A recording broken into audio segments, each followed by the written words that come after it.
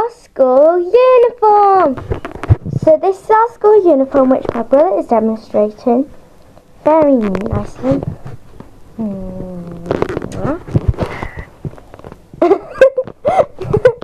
Okay, so it consists of a red jumper with the school logo on it.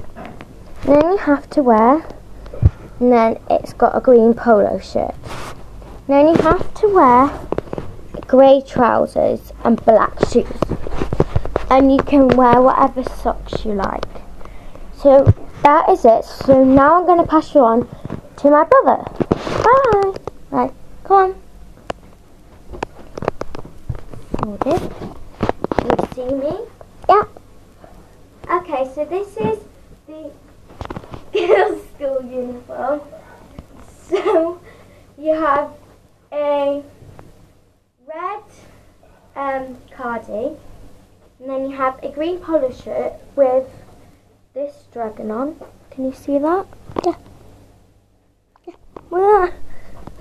Okay. So then you have to wear a skirt, and then you have to wear white socks and black shoes. So, bye! Press the button.